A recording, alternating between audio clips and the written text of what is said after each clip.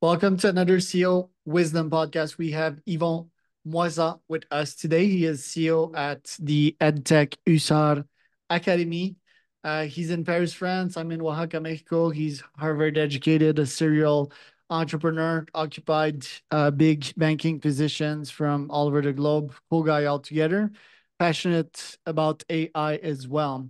This podcast is brought to you by podplayer.com. If you want to start or scale your podcast, you can go to podplayer.com. We help you monetize podcasting and scale your podcast forever. It's also brought to you by this supplement here, Quality of Mind. Great for entrepreneurs, for focus, memory, and drive. Helps me crunch through my 12 to 16-hour days. So go to neurohacker.com/CEO wisdom. Yvon, welcome to the pod. Tell me a bit more about yourself and what you're up to nowadays. Thank you very much for this invitation, and I'm very glad to talk to you tonight. So right now, I am the CEO of Usar Academy. Usar Academy is an edtech, and we mostly focus on the start of the innovation, meaning that we have a focus on education first. We educate top leaders in big companies here in France. It is more or less what we call here the top 40 companies. And then we also educate the employees of the companies and also students at top schools here in France, engineering and business school. Then we help companies to innovate. We organize what we call a hackathon, meaning that during 2 days, we try to find solution to a specific question that company have. And we also help them to recruit new potential talents by organizing also hackathon, but focusing on the schools, engineering and business schools. So tell me about yourself. Why are you that way? What is your background? So I can say that I had a career in 4 steps, and this is the explanation of what I do today. During 10 years, I worked at international banks, focusing on digital and innovation. So I started to work with BNP Paribas, that is the biggest bank here in France, and then with HSBC, one of the top bank. International one, and also I work for the worldwide headquarter of AXA, one of the top insurer in the world. Then I switched to consulting, and I led two groups, one business unit focusing on strategy and the other one focusing on digital transformation. And this is when I started to teach at engineering and also business school. Firstly, to recruit new talents. And at this moment, one of the school asked me to join them, and I became academic director and created one master degree. And for me, it was a big change, and I discover a lot of new things. Like, for example, I discovered the fact that we had a lot of professor teaching a lot of theory, but not so much on practice. And so I decided to create a specific master degree, focusing both on the learning by doing. So I really focus on many courses, focusing on practice, and also I focus on soft skills, meaning that I focus on creativity, working together, also the capacity to pitch this kind of stuff. And immediately, this master degree became the top one at the school. In fact, in this school, we never had more than 100 applications for a master degree, and the first year I got 104. The second year it was 150 and then 200. So I decided to create a second master degree. And in fact, I consider that there was maybe the opportunity to create a startup focusing on a different way to deliver education. And this is the reason why I created Usar Academy to focus on learning by doing topics. And then I realized that it made sense to merge two consulting company that I created in the same time. One was focusing on education on top leaders at company, and the other one was more focusing on consulting.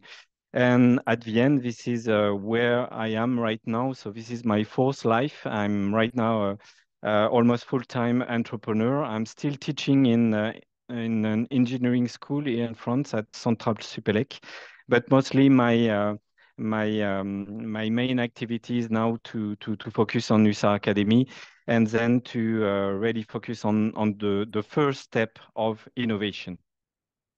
Do you feel that France can compete on the international startup scene, for example, via Silicon Valley startups? I don't think we can compete because, to be honest, I had the chance to be a student at Harvard, and I learned a lot there. So I tried to put the best ingredients that I had the chance to discover that, but I would say that I have adapted what I had the chance to discover in the US more in a European way. Think that we have to compete. It's more about to take the best from each country. And my next step, my next dream is right now to grow Usar Academy and to make it international by creating what is the heart of Usar Academy. Open innovation is the heart of what we do. And we started to develop activities in Senegal, in Morocco, in Switzerland. And the next step would be to be one day in the US, but more in a way to cooperate and not to compete.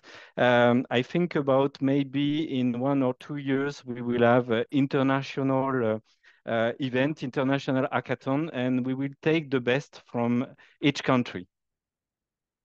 Why are you so bullish on hackathons? Is it uniting smart humans together, giving them a deadline, giving that scarcity effect, and stimulating adrenaline in these brains to come up with something interesting in shortest time possible?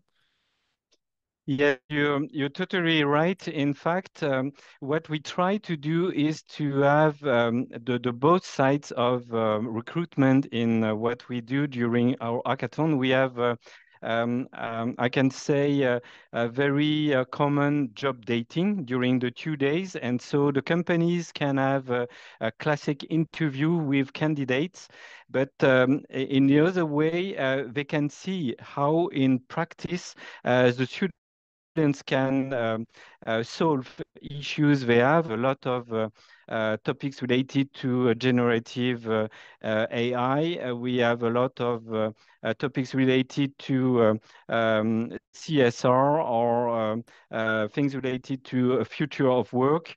Et cetera, et cetera. So during the 2 days, the companies can really see who are the best people inside the team. And sometimes you have students that are shy during a job dating, and at the opposite, during the 2 days, they could become the leader of the group. So this is one thing. The second thing is that right now the companies are less and less focusing on hard skills and focusing more and more on soft skills. So how people are able to create how people are able to work together with different types of people. And this is really key because in France, unfortunately, when you are in a business school, you will never have the chance to work with people from engineering school. And the opposite is true, unfortunately. And it's only the first day, the first week of your first job, you have to work day after day with engineers, or at the opposite, with managers, something you have never had the chance to learn to do. And this is what we try to do. So I would say that are the two main things that make a difference in what we do. And on your side, apart from these initiatives, how do you make most of your money? Is it consulting and investing? I would say that for the recruitment part, it's more like a way to make a big buzz, to generate opportunities to have new customers. The customers are the companies for us. So it's not the main way we make money. It's just to make buzz that we do that. And also because we consider that the students maybe in 5 or 10 years would be our customers. Where we make money is more about the hackathon with employees, where we can make some money, and also education for top leaders.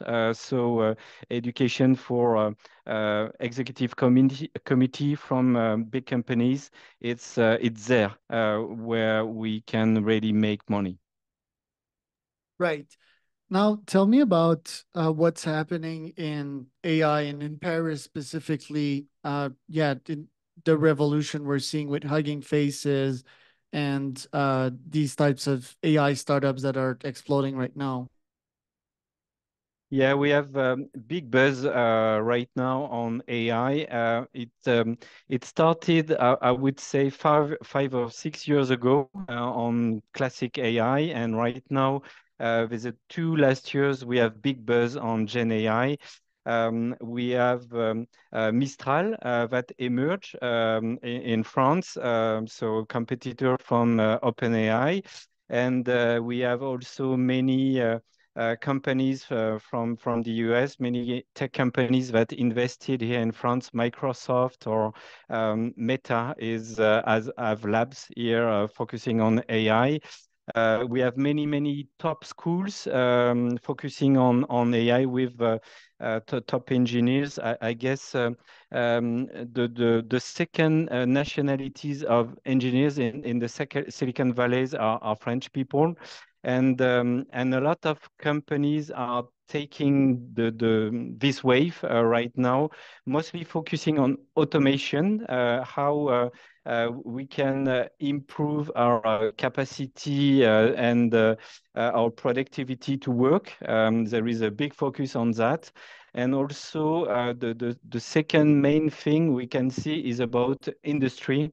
Um, we use a lot AI, for example, in plants to avoid any trouble with the machine, to anticipate this kind of stuff. That are the two main ways, I would say, automation, increase productivity, and also how we can use AI in the industry. What difference do you see between Mistral and OpenAI, especially in terms of governance and team? It seems that OpenAI seems to be hitting a bunch of hurdles on that level, but they're still deploying on a massive scale. And Mistral is open source. So tell us about the differences here. One of the main difference is that on OpenAI, most of the content is in English. I would say that compared to Mistral, where you have a lot of content related to French language, so depending on the question you will ask to ChatGPT or the way you will use Mistral, the kind of answer would be potentially different in the way that in one side with OpenAI and ChatGPT, you will more have the vision of Anglo-Saxon country, and at the opposite, if you use Mistral, you will have the more Latin vision of the world. So I would say the two tools are in a certain way complementary, and sometimes it's very useful to use both to have two different way to see the answer to the question. It's quite interesting because I'm trying, and the first question I ask it is, "How are you different than ChatGPT?" And it says, "I am a human." So from the get go, it starts with an hallucination. Then I'm like, "You hallucinating?" And then it's like, I was comparing myself, a human, to ChatGPT, and then I'm like, "But you're not a human, you're an AI." And then it understood. So yeah, these models, they're quite fascinating. They're still like in early phase. Um, not sure if the open source model will lead to greater adoption and if that may bring junk data. But yeah, let's say I'm gonna study Mistral. Now, what are you seeing on your side from a goals perspective this year? Where do you want to focus your time, and what would be your top objectives? So what we will focus right now is we have a big event focusing on innovation in space.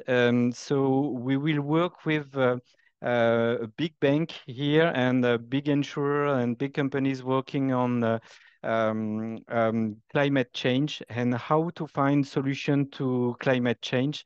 We have here in France a big impact um, on trouble with fire. We have also a lot of issues in north of France with a lot of water almost everywhere in the north of France from time to time. So with a huge cost on damage. So we will have a first focus on that. It will be how the data and how the space industry globally can help to fight climate risks and climate change. So this will be one big event for us. Then we will focus on cyber security. We have here a big how can I say that? A big group of top companies that merge in a building that we call Campus Cyber at La Défense. And we will focus on that and how can we fight against the new risks related to cyber thanks to generative AI and also on quantum computing that will one day emerge. So this will be the second challenge. And then we will also focus on how we could have more female on engineering schools and also as CEOs of startups. I don't know how it is in the US, but unfortunately here in France, we have only 20% of female in engineering school and only 8% of female that are CEO of startups and only 1% of CEO of female CEOs that are able to raise money for their startups. So it will be a big challenge in 2025, and we will also have a big hackathon for focusing on AI for good. And hopefully it will be a challenge all around the 27 countries of Europe. So we will expect something like 25,000 students focusing on this topic, and it should be our biggest event so far. So maybe the biggest challenge for 2025. I predict that female entrepreneurs are gonna surpass male entrepreneurs in the next 50 to 100 years, just like they surpassed us in studying at university. What do you think about that prediction? In fact, I don't know if the metrics we focus on are the good one. In fact, we mostly focus on day one. What is the percentage of female versus the percentage of male? I do not think it's the right way to focus on. We should focus on what is the percentage of startups that are still alive 1 year after the launch. And I didn't find any metrics related to that so far. But what I heard a lot so far that the main difference between a startup launch by a female or a male is the how robust is the startup. And talking with academic director of entrepreneurship master degree, they mostly say that I do not have so much CEO female, but most of the time when I got one, it is a very robust startup. And usually 1 year after the startup is still alive, and it's not the same for when the CEO is a male. So maybe I would say we should more focus on this kind of metrics more than just the launch. And maybe we will see things in a different manner. And the second thing I will add, I'm really convinced that maybe the best way is to have both a male and a female as CEOs, because what I've seen with the last 10 years, because I started to teach 10 years ago, is the fact that the two types of people are complementary. You need male to go, and maybe you need female to think about it twice, and to think about option two, and maybe it's something we should also consider to have this kind of profile as co-CEOs. Love it. Well, thanks for today. Where can people find out more about you? Sorry? Where can people find out more about you, Yvon? LinkedIn, website? Ah, yes, LinkedIn. Yeah, LinkedIn is my favorite social media. Yeah. All right. So I guess for folks that don't know how to spell Moysan, It Yvon, is Yvon space Moysan. They can find you on LinkedIn or just by Googling your name, which is pretty unique.